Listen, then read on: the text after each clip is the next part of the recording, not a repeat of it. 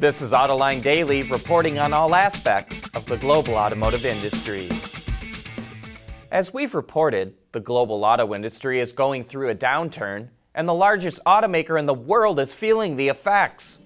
Volkswagen announced it's cutting sales growth for next year, mostly due to weak demand in China. Previously, it forecasted a 25% increase compared to 2016.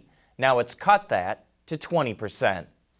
And last week, VW announced a huge $66 billion investment into EVs. And while that is a big commitment, the company will get significant cost savings producing electric vehicles. Volkswagen CEO Herbert Diess told investors that its new ID.3 EV will be 40% cheaper to manufacture than the electric version of the Golf. The battery cells and battery system provide most of that cost savings, while about 5 to 10% comes from dedicating an entire plant to building EVs.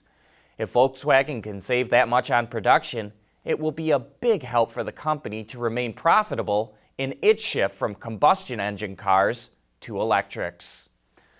By 2023, BMW will have 25 electrified models, and it's revealing more about one of its all-electric versions, the i4. You can get a sense of the shape of the sedan, but details are still obscured by camo while it's under testing. Powering the i4 is an electric motor that delivers roughly 390 kilowatts or 530 horsepower and has an 80 kilowatt-hour battery pack. It will do 0 to 100 kilometers an hour in around 4 seconds and has an approximate range of 600 WLTP kilometers or 330 EPA miles. Production of the i4 starts in 2021. And speaking of German automakers, Audi has a new leader. It named former BMW executive Markus Duesmann as its next CEO, and that starts on April 1st of next year. The luxury brand has been struggling since it fired former CEO Rupert Stadler last year due to the diesel emission cheating scandal.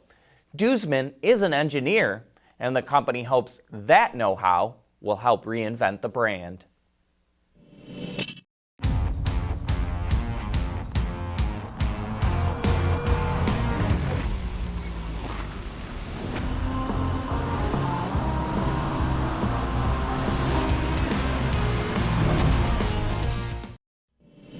On Friday, UAW members voted in favor of a new 4-year labor contract with Ford.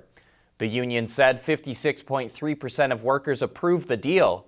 As part of it, Ford will invest more than $6 billion in its U.S. plants, create or retain 8,500 UAW jobs, have pay raises and lump sum payments over the life of the contract, provide a path to full-time employment for temps, and the healthcare coverage is unchanged.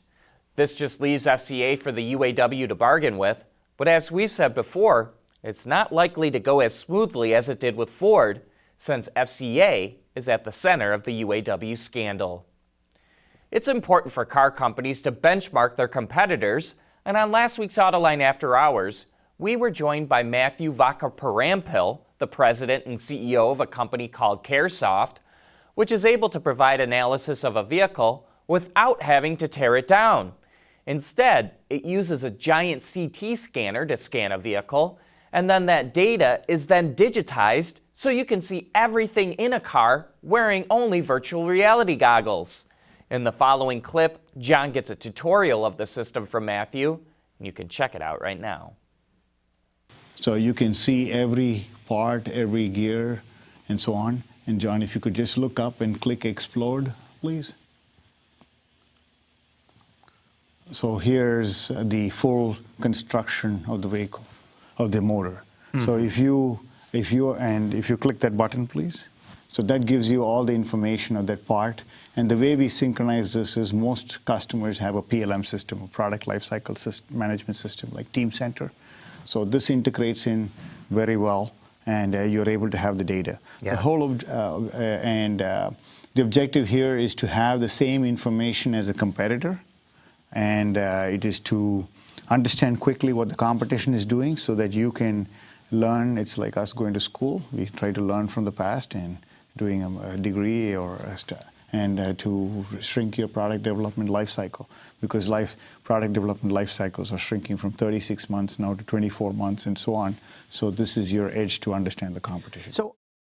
To learn more about CareSoft and its technology, you can watch that entire show right now on our website, Autoline.tv, or you can find it on our YouTube channel. Honda poured a bunch of money to build a new Performance Manufacturing Center, or PMC, at its plant in Marysville, Ohio, which makes the Acura NSX. With sales of that car lagging behind what was hoped, Honda has started to make limited edition versions of its other vehicles in the PMC. The latest to get the treatment is the Acura MDX SUV. Each one is hand-assembled by the same master technicians that build the NSX, and only 300 will be made for the US and 30 for Canada. Surprisingly, they're not ridiculously marked up. Acura says pricing will be in the mid-$60,000 range, but a regular MDX with most of the same features would be at least $60,000.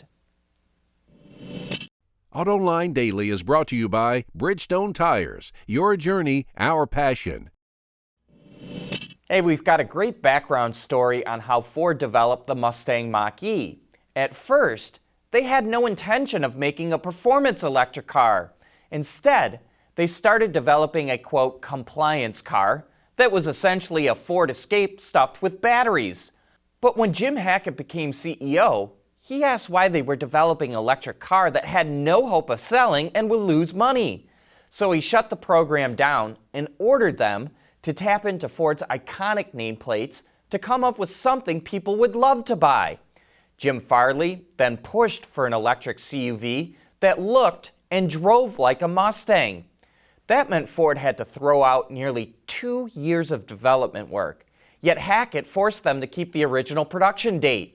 The team raced into action, using Ford's customer-centric and cross-functional team approach.